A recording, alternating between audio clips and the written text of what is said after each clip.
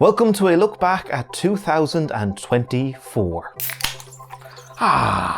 The biggest gaming news and releases, some fun world news, a bit of personal stuff. I actually spent half the year living in Asia, and the brilliant games I used to escape it all. We're starting with something very cool.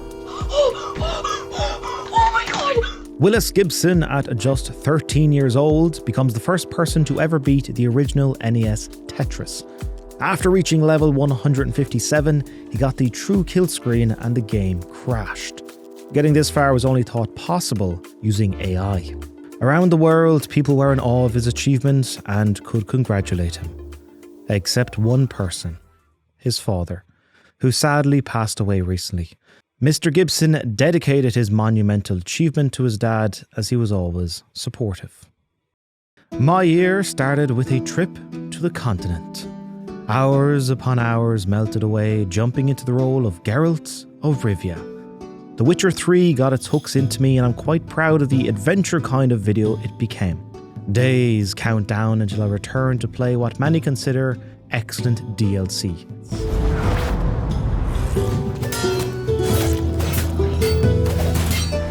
You must find her, Geralt, before the Wild Hunt does.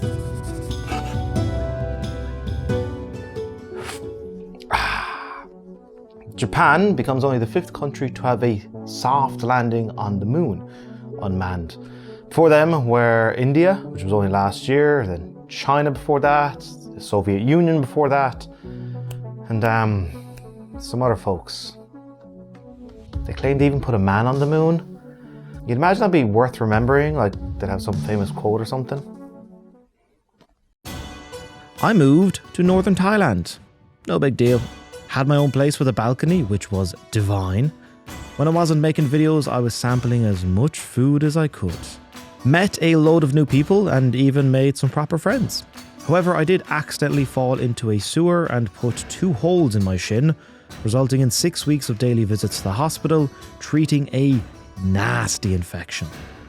It was pretty scary for a while, especially when I'm lying on the bed and the doctor is saying the infection isn't coming down. If it gets worse and it goes towards the knee, then we have a real problem. Might have to go in with a knife and just cut out tissue. I was like, whatever you think is best, doc, sure. Thankfully, the antibiotics did kick in and the infection subsided. So I didn't lose the leg. Silver lining though, one of the nurses at the hospital wasn't just being nice to me. It's strange asking for a girl's phone number in the emergency department of a hospital, but I did it. I don't know where you get girls, but I get them at the hospital.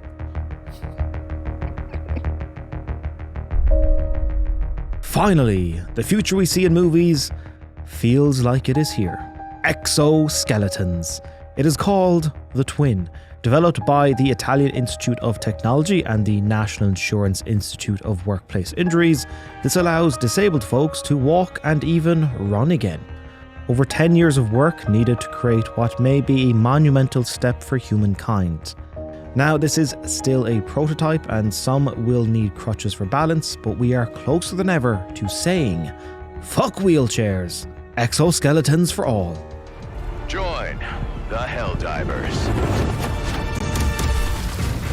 Helldivers 2 is released and becomes the fastest selling game in PlayStation history. 12 million copies in just 12 weeks. Great gunplay with a dollop of satire make for complimentary comparisons to the classic movie Starship Troopers. But freedom doesn't come free. Unfortunately, sometimes PlayStation can't get out of their own way. Despite saying players on PC, who make up a considerable portion of overall players, won't need a PlayStation Network account to access the game, a few months into the seemingly never-ending waves of positive reception and feedback, PlayStation announced, going forward, all new and existing players will need to sign in to the PSN. The reason being to uphold the values of safety and security provided on PlayStation and PlayStation Studios games.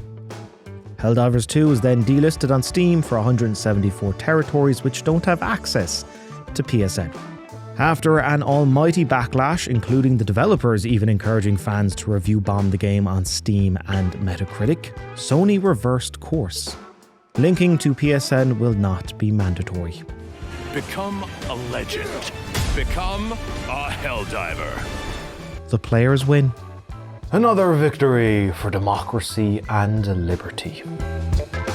Balatro, the roguelike card game, is released. The Video Game Awards has started to move away from having awards for genres and started offering stuff like Best Performance or Best Game Direction. I think there should be an award for Most Addictive Game, and hand that sucker to Balatro. Some people are incapable of not being rude, obnoxious gobshites. How you couldn't feel shame doing this is beyond me. These are real people, not a theme park. After years hoping for a new South Park game, South Park Snow Day is released, shifting from 2D to 3D with Trey Parker and Matt Stone returning as writers. Unfortunately, it is a complete dud. Dull, unfunny, and cheap-looking are some of the main criticisms. What a shame. I was quite looking forward to a new entry in the series. March kind of sucked, but not for me. I take the slow boat over 2 days to a country I've always been fascinated by. Laos. What is supposed to be 2 months becomes 3. I just like it too much to leave until I absolutely have to. My time is split between a quiet village in Luang Prabang and a complete party town called Vong Vien. Yin and yang. I can be cultured and calm, but also a complete degenerate at a rave until 5 a.m.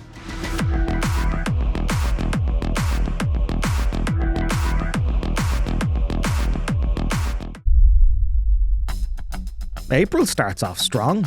Russ Cook, aka Hardest Geezer, runs the length of Africa. 385 marathons in 352 days. He survived a robbery at gunpoint, food poisoning, visa troubles needing the British government to intervene, sandstorms, snowstorms. But after 1 year and almost $1 million raised for charity, he did what many thought impossible. Stellar Blade is released by Korean studio Shift Up. Slick action in a captivating setting. For some, this is their game of the year. There was a little kerfuffle from critics about the main character being overly sexualized. The game's director said the design choices were made to entertain an adult audience. Personally think that compared to movies, animations, manga and so on, people are especially strict towards games. Stellar Blade receives an adults-only rating in its home country. This is what I was born to do. This is my battle. As for me, I'm deep into playing the remake for Resident Evil 4. Or should I say, Resident Evil 4. There are some teething problems. Any change to one of my absolute favourite games is a detriment, in my ignorant opinion. But with enough time, it is possible to learn to love something. Such confidence. Brilliant, rookie! Such a pleasure to finally make your acquaintance, Mr. Kennedy.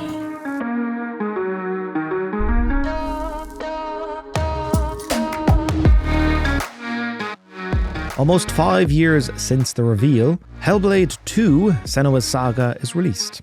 I'm quite a fan of the first game. Unsettling atmosphere, some of the best audio design in any game as Senua's psychosis rattles around your own head. Okay combat, but with a solid foundation. Overall, the makings of greatness are there. I've been pumped about the sequel for ages. 21st of May, eagerly checking out reviews and disappointment. It's still a good game, but considering such a long development time and with the studio now being part of Xbox, with a heap of cash input and support, I was expecting this to be a big hitter, capable of drawing fans to the platform. Still think Xbox should have done a better job marketing it though. I'll play it on PC in a few years. The gap between PlayStation and Xbox is only widening, despite PlayStation dragging their heels. If there was a generation to try and close the gap, this was it. but I don't know which one the executives said. The generation they lost was the worst one to lose, the one for the Xbox One and PS4, because that's when people started having online digital libraries. So now if you switch from one platform to the other,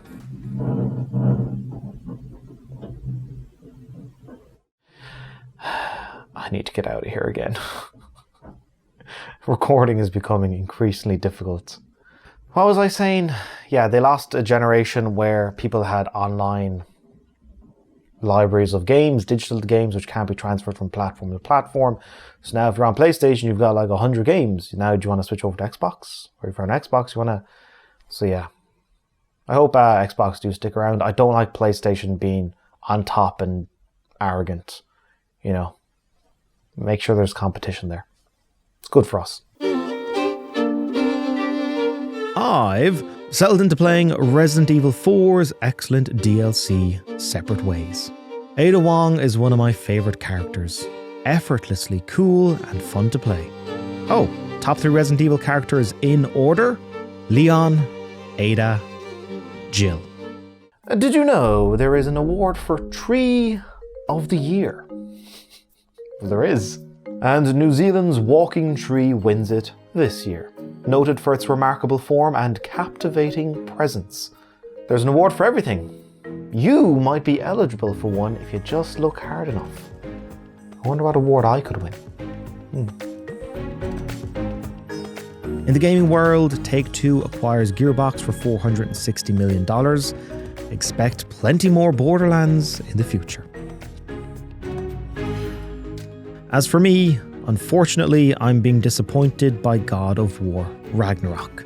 My spoiler-free reasons are too much time away from Kratos, cutscene length on average double its predecessor, and a meandering story unlike the direct nature of before. Compounding my sour mood, I have a trophy bug on me which would require most of an additional playthrough to remedy. Fuck that. I'm too annoyed to speak. Do you like cheese? Of course you do. Well, the first cheese museum in the world opens its doors. Now, where in the world would think so highly of the ever delicious, whether you melt it, slice it, or dice it?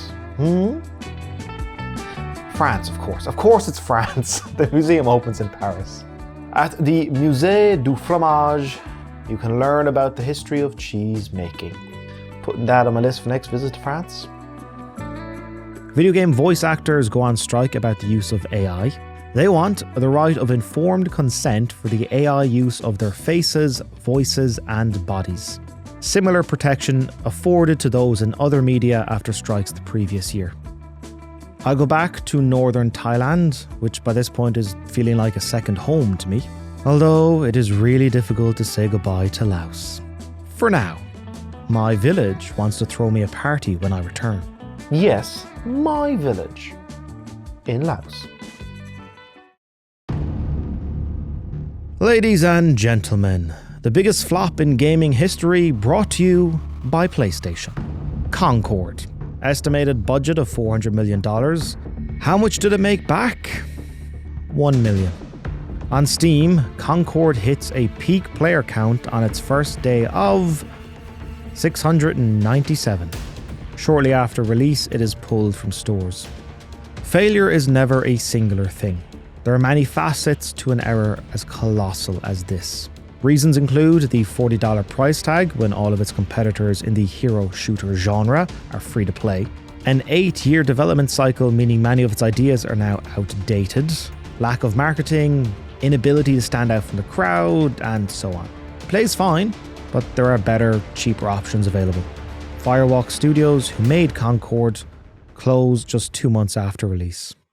More devs out of work. Wasn't the plan. It was a spontaneous, creative decision made after years of careful research. Also on the chopping block is Game Informer. After 33 years of publication, GameStop shuts it down, but does so suddenly. The site is taken offline, meaning all of the work from over a decade is inaccessible. Staff weren't given enough warning to archive things. I'm furious about the end of Game Informer. It was an incredible 33-year run, and then GameStop pumps out this phony, empty farewell message. I'd bet money it was written by AI. Fuck you, GameStop, and a huge fuck you to Ryan Cohen, their CEO.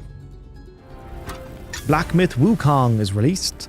Great action, inspired by China's most famous story, Journey to the West. I want to play this some point, it looks cool. Oh, I returned to Ireland. So long! T-shirts, street food and rooftop bars. Hello, white bread and the black stuff. Ireland's a funny country at times. A nice little bike rack outside Leinster House in Dublin, the Irish Parliament. How much do you think the government spent on this? 3,000? Maybe 5,000 euros? It is government spending, so obviously double it, so 10,000? No. This fine bike rack, 360,000 euros. Now there is a roof, but not a proper one. It's L-shaped, so only covers some of the bikes. Any member of the Irish Parliament who are asked about this are equally confused about the cost. Just a mystery, I guess. Nobody faces any repercussions. Astrobot is released and cements its position as PlayStation's new mascot. There was hope that the follow-up to the free Astro's Playroom, which came with the PS5, would be good, but this becomes one of the highest rated games of the year, with some discussing it being worth considering alongside the all-time classic Super Mario 3D platformers. Utterly charming from start to finish. As a celebration for 10 years of Platinum Journey, I revisit my favourite game on PlayStation, The Last of Us. 10 years after getting the Platinum and the original on PS3, I make a love letter for the remake on PS5. Still one of the best stories in gaming and media in general. So where are your parents? Where are anyone's parents? Oh, okay, easy. This is your fault. They've been gone a long time. For the third year in a row, I have my patron meetup. Once again in Manchester, England for the last time. It's great seeing everyone again, some familiar faces, some new faces, a big bunch of nerds together having a night out. Next year, Ireland. My home city of Limerick, and I'm going to be your tour guide. If you ever wanted an excuse to go to the Emerald Isle, now you have one. Devil May Cry is a beloved series spanning 20 plus years, but one mainline entry many say is legitimately terrible. Devil May Cry 2. I actually end up liking it. The trophy list allows me to try different approaches and playthroughs. By the end, I'm a staunch defender of DMC2. Did not expect that to happen. Speaking of iconic series, Silent Hill 2 Remake is released. Really captures that one-of-a-kind atmosphere only Silent Hill can offer. Or so I've been told. Steering clear of details because I fancy it for a Platinum Journey episode. In my restless dreams, I see that town. Nintendo opens a museum in Kyoto. There's a Mario-themed plaza, loads of Nintendo hardware from over the years, giant controllers, and of course, plenty of games to play. November is quiet. Stalker 2, the long-awaited sequel, is released. It's a bit of a frustrating experience for hardcore fans. Devs are currently trying to fix things. I have taken a bit of an interest in Stalker due to the setting. Anything Chernobyl-based is fascinating for me. And would like to check this out once folks universally agree it is good now. Personally, I've got an interesting contrast of worlds. Hyrule and the lands between. Unfortunately, Zelda Ocarina of Time didn't click with me. I like the characters and overall story, but the controls are of its time. Many of you suggested the newer entries, such as Breath of the Wild. As for Elden Ring, I am stuck in. Several hours a day exploring and dying in equal measure. There will be a big episode once it's finished, but there are still many more hours of post-production. I want to do Elden Ring justice. This year's The Video Game Awards is one of the best. each year gets a little bit better. This time around, winners were never hurried off stage. There was another good live performance, which has become a staple of the show. Some humour from the Muppets, which actually landed. Oh, wait. There's Kojima, look. Did you know that Jeff Keighley's friends with him? Yeah, but does Kojima know that? And of course, game announcements, including The Witcher 4, Okami 2, which I never expected, and our first look at Naughty Dog's new intellectual property, Intergalactic: The Heretic Prophet. Astrobot won Game of the Year. As for my own personal Game of the Year from what I've played, it's a toss-up between Elden Ring and Death Stranding. As I haven't finished the latter, the ending could be terrible. I'll go with Elden Ring as my pick. Foul tarnished. So that's a wrap on 2024. Enjoy the holidays, Christmas, New Year's, whatever else you want to do, and try not to drink too much.